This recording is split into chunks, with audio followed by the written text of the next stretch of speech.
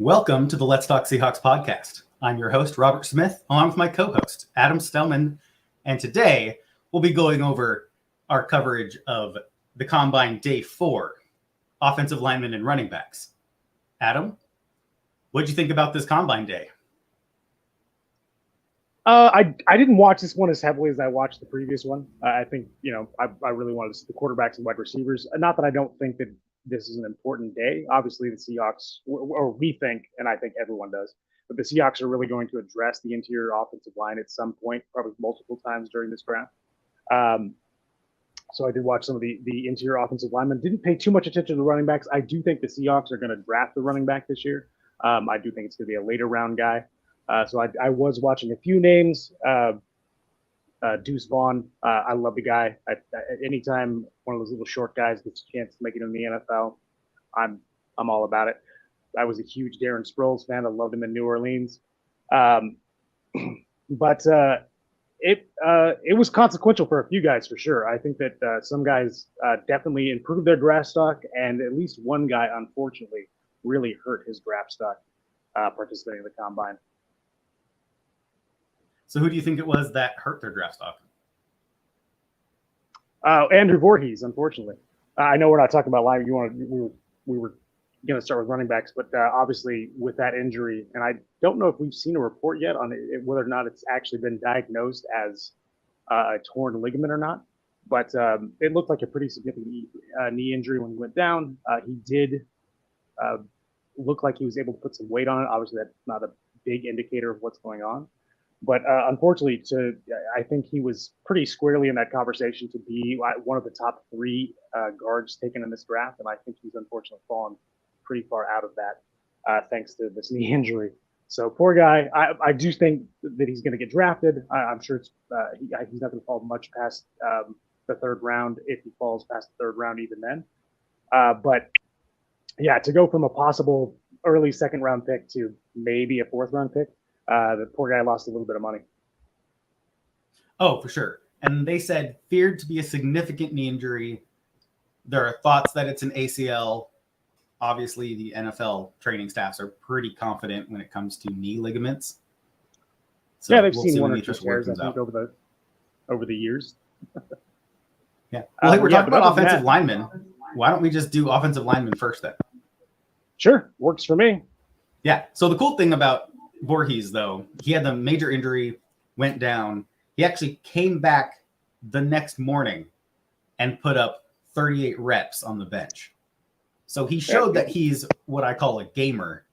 And even though he was injured, he came back out and was able to do something that he was physically able to do and show teams that he's tough, that he's willing to go at it. And when you're benching, I mean, you're stabilizing yourself with your legs. Even just off the sides of the bench, just to kind of help get your body square. So he had to be in a little bit of pain, pushing off there a little bit. So you would think. Hopefully that stuck out to teams, and there might be a team that falls in love with him just because he shows that kind of competitiveness to go out there and do that even after the injury. Yeah, I think that he acquitted himself pretty well before the injury, and obviously even after. It should be mentioned that 38 reps on the bench was first among offensive linemen at the Combine. So he's definitely a tough guy. To be able to do that after what they said was a significant knee injury is pretty amazing. But yeah, I still think he's going to get drafted. I think he's going to get drafted in the mid to late rounds. I'd say probably fourth or fifth now. But still, you got to feel for the guy. Oh, for sure. You never want to see anybody get injured. And, a couple guys had some minor little tweaks here and there, but they'll all be fine for their pro day. It looks like Voorhees definitely won't be ready for his pro day. Probably not going to play this season, which just killer. I mean, you hate to see that. Yeah. But overall, I'm going to say it was a pretty good Combine health-wise. He's the only major as far as I know, that was – yeah, I think that's the only one that I heard about as far as major injuries go, which is always good to know that most of the guys came out of there without hurting themselves, because obviously they're there to kind of show their physical abilities. It doesn't bode well if they end up hurting themselves during the Combine. But this is a really strong draft for offensive linemen, whether we're talking tackles or guards or centers. There's some really, really big guys right at the top of the draft for tackles. We've talked about Skoronski a couple of times. I think that he may have priced himself out of the Seahawks. I do think that there's a shot for him somewhere in the early teens in the first round, but I don't see him getting past that. He was already talked about as the premier tackle in this draft, and I think he proved that he was that at the combine. So, but yeah, there were a couple of guys a little bit that I think are going to be later picks. Who I think had a really good combine. Sorry, my phone quit out there. Sorry about that, guys. But yeah, I mean, who were you looking at for this day? Like I said, I unfortunately didn't pay too much attention to this day's workout at the combines, partially because of work and partially because it wasn't high on my list. But we knew that, or we think that the Seahawks are targeting a few specific guys. We've talked about John Michael Schmitz at center. I've talked about Osiris Torrance, who is just a manimal. But who are you looking at for this group of offensive linemen? So for me, I watch every minute of the combine. In fact, I would like to go to Indy next year and watch it live. But as far as this year, NFL Network, they did me a solid. I was able to watch it there. I watched every minute of it. To me, there were a few offensive linemen that stuck out. One of the first ones that caught my eye is Braeden Daniels out of Utah. The Seahawks like guys who are versatile.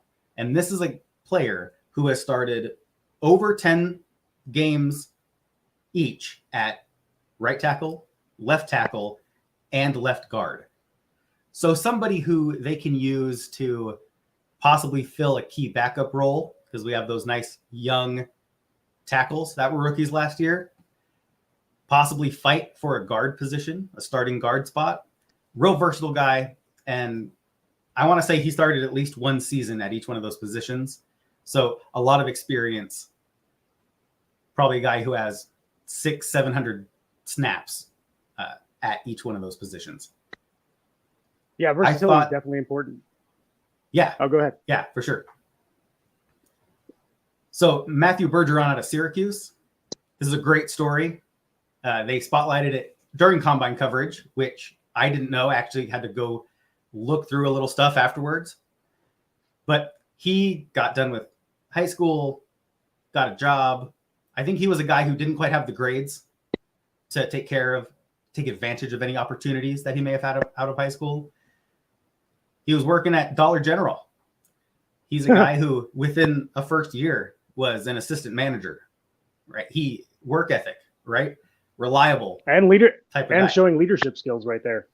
Which, exactly. Depending on the position we have him play.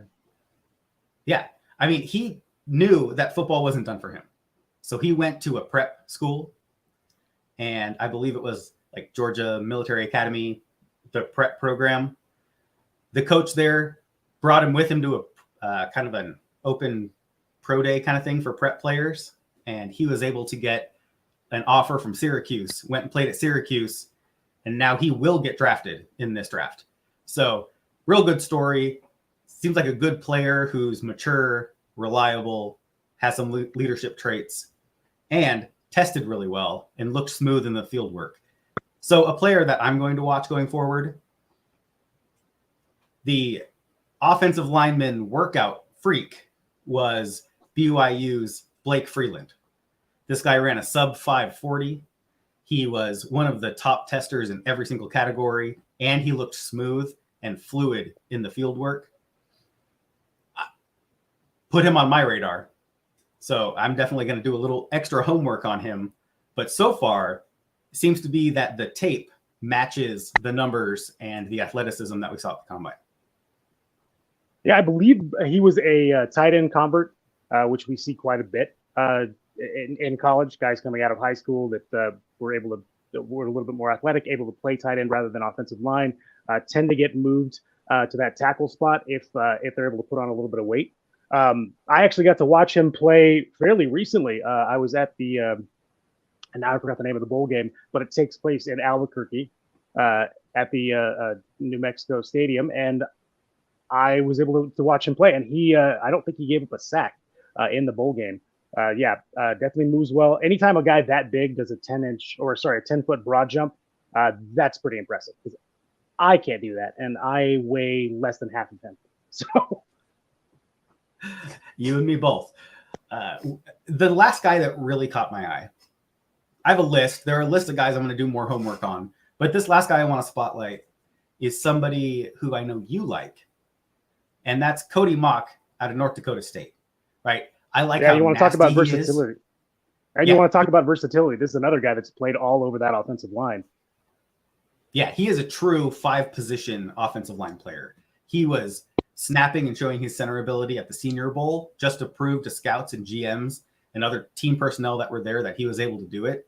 He's played at guard and tackle at North Dakota State. He held his line against interior defensive linemen, against speed edge rushers.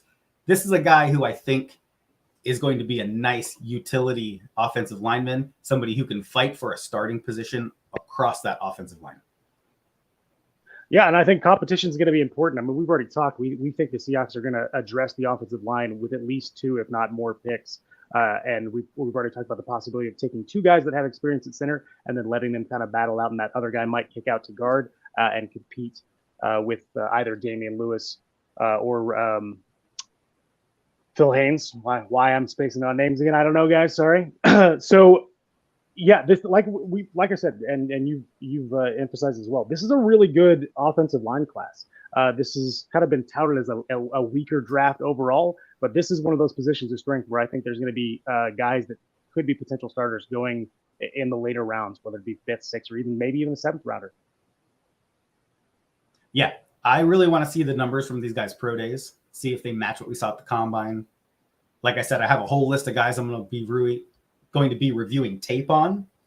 So I'm excited for this process. I think if the Seahawks target specific rounds, that we could easily pull 2 starters out of this draft and a couple key backups, solidifying our offensive line on cheap rookie contracts, which would allow us to pay other players and really push for the playoffs again next year and hopefully eventually a Super Bowl a few years down the road. Yeah, I mean, we obviously great success last year drafting what appears to be 2 bookend tackles going forward, and we'd love to see that success repeated in this draft. So, and this looks like a draft where it could easily be a thing.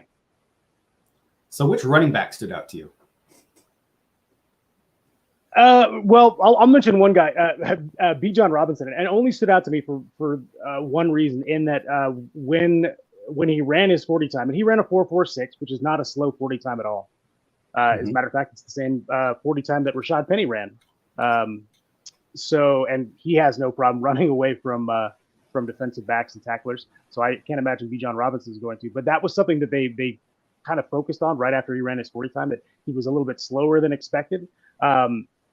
I mean, this is a guy that gets talked about as a generational talent, like the next Adrian Peterson. We hear that thrown around a lot. Obviously, it was said quite a bit when Saquon Barkley was coming into the draft.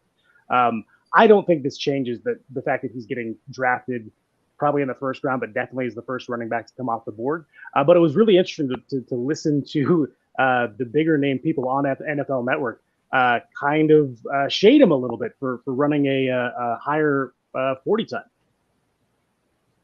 Yeah, we're talking hundredths of a second. It's no big deal. He has no problem running away from people. He can still hit the home run. I wouldn't have cared if he ran a 4.5, honestly.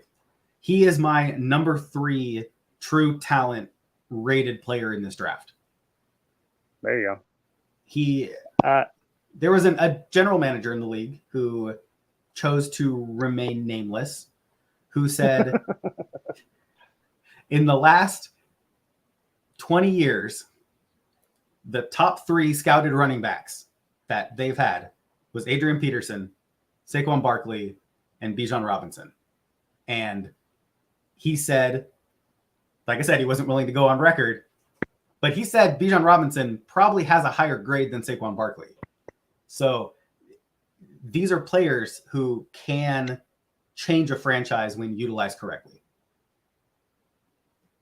Yeah, I mean, we've seen it. Saquon was able to stay healthy this year, and the Giants, if you compare them with their team last year, the fact that they made the playoffs was, I think, pretty surprising to most people.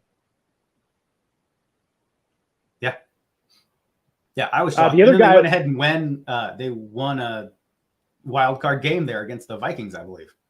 Yeah, and Danny Dimes made himself some money that day. Yes, he did. Big old contract, which means now they're probably going to franchise Saquon Barkley.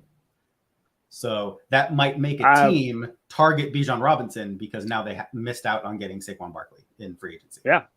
Well, like I said, I fully expect him to go in the first round. He's easily, and if he doesn't go in the first round, I'll be a little bit surprised, but he'll definitely be the first running back off the board. The other guy that I looked at a little bit more closely was actually his running mate at Texas, and that's Roschon Johnson. This is a guy that when he's had opportunities, which he didn't get a ton of, being behind arguably the best running back in college football, he acquitted himself pretty well. He's a bigger back, but he would look really good on pass protection. He's got really soft hands. He's pretty decent after the catch. And for a guy that weighs over 220 pounds and ran pretty close to a 4.6, I think he ran 4.58. Yes, he did. Ran 4.58. He's still high on my list. I would love for the Seahawks to target him in one of those later rounds. I don't know if he's going to drop out of the fourth round, but if they can get him then or even a little bit later, I think that would be amazing. This is a guy that this is a body type that they don't currently have on the roster, that big, huge thumper that can just get those short yard runs. And I think he'd be a great running mate for Kenneth Walker if we do not end up bringing back Rashad Penny. Oh, I completely agree. He was one of the guys I went into the day watching. He ran a 4.59 40. And for me, I don't care. I guess 4.58 was his official. Somebody like him who runs the way he runs would only complement Kenneth Walker. And Kenneth Walker is the speed guy. We don't need another guy who can do the exact same thing. I need the guy who can get 2 yards reliably, who we can use on the goal line. Not that Kenneth Walker can't, but I don't necessarily want him taking all of those short yardage heavy hits. So yeah, I'm we totally haven't had a fine lot with of yeah, we've had a little bit of trouble with our I guess lead running back staying healthy over the years since Marshawn Lynch left town. So yeah, I agree. I don't want him in there taking on defensive tackles at the goal line if we don't have to have him do that. Luckily, we didn't have to have him do that much this year because he didn't need to be in the red zone. The man can score from anywhere. Oh, I agree. And along that same line of needing kind of a power back and guys that they might target, in late rounds, you look at somebody like Tavion Thomas out of Utah or Cam Peoples out of Appalachian State. Sorry, I live in Tennessee now. I need to say it correctly. Both these guys ran slower 40s, but they're big power backs. These aren't guys you're going to expect to go rip off a 20-yard run. But when they touch the ball, they're going to fall forward at least. And you're looking for those 3, 4, 5, 6-yard power runs. And these are guys who could fill that role. Somebody who could also do that, who really caught my eye, was the running back out of Illinois, Chase Brown. Twin brother of the safety, Sidney Brown, I believe. Both these guys tested great at the combine. And this guy, 5'9", 210 pounds. So a little shorter than the running backs that we normally have in Seattle. Kind of 5'9" is really that cutoff. But over 200 pounds, he runs hard, violently, but he put up a 4.43 40, jumped 40 inches in the vert, over 10.5 feet in the broad jump. I mean, this guy tested off the charts. I think he's pushing himself up draft boards. Somebody we might miss out on if we wait until the later rounds to grab an additional running back. But he's another guy who caught my eye from this class. Yeah, him. But we're talking about little guys. Obviously, you know me. I love Deuce Vaughn out of Kansas State. He didn't have a great combine as far as numbers go. I mean, he's a much shorter guy at 5 feet 5 inches. He still looked pretty good. But you watch the tape on this kid, and he is just a baller. I mean, at that size, it can be an advantage for some running backs. I mean, obviously, look what Darren Sproles was able to do with catching the ball behind the line. But he can get lost really easily in the scrum. And when he gets a seam, he is off. Not the fastest guy on the planet, but he looks really fluid as an athlete. He's another guy I think if the Seahawks are going to wait till some of those later rounds to target a guy, I hope they take a look at him. I'd love for them to take a look at him. Plus, I always like it when somebody shorter than me makes it into the NFL. It gives a little hope to us vertically challenged folks everywhere. He did test a little bit lower than I think he wanted to, his vertical. So he only participated in the vertical jump and the broad jump. And he jumped 35.5 in the vert and 9 feet 8 inches in the broad, which are still good numbers. But I think for somebody who you see as a lighter running back who is explosive on the field and runs really hard and violently, you'd expect those to be a little bit better. Maybe a broad over 10 feet. I think that vert is probably fine. I guess he did participate in bench press, put up 17 reps. So he's 5'5", 179 pounds.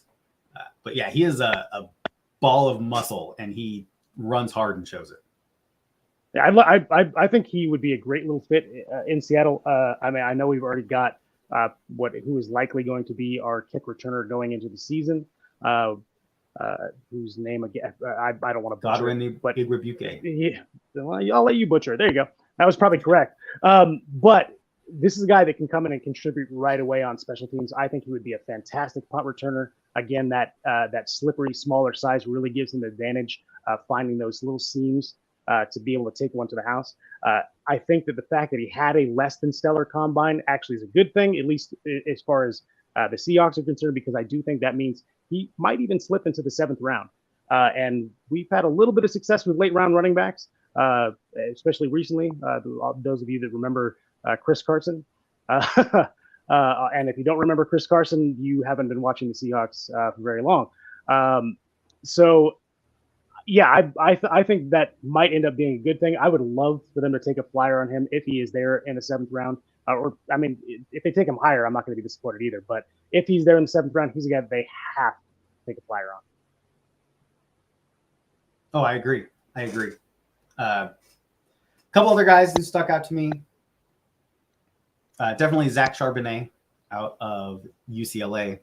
His field work was really smooth. He had decent testing numbers. He had one catch, full extension out in front of him, fingertips grab. Showed that he can really rely on his hands, which I think was something teams knew. He had production as a receiver in college, but it's always good to get a reminder from having to make a difficult reception like that from an unfamiliar quarterback throwing to him. And as an unfamiliar quarterback, I believe that throw actually came from one of the scouts, because the kind of combine arms, the camp arms that they brought in, those guys had to get on a flight. And so the last half of the running back workouts were actually thrown by a scout from the Chargers and a scout from the Colts, both former college quarterbacks. So those guys got to get out there, relive a little bit of glory days. They actually threw really well. But yeah, so Zach Charbonnet stuck out to me. Tajay Spears from Tulane, who didn't run a 40, but he went and did some of the other athletic testing and did the field work. He looked really good. Evan Hull won guys over. Tested well, ran better than people thought he was going to run. And then he took every single touch, including his 40 runs, to the house. I was wondering all the way to the back of the end zone. This guy was impressive from a competitive standpoint. That's something a team like Seattle really likes. They want to see that competitive spirit. He ended up running hundreds of yards more than any other running back on the field that day just because of that. And you didn't see a step down in his conditioning. He was out there working every single rep. Definitely impressed me. Evan Hull out of Northwestern.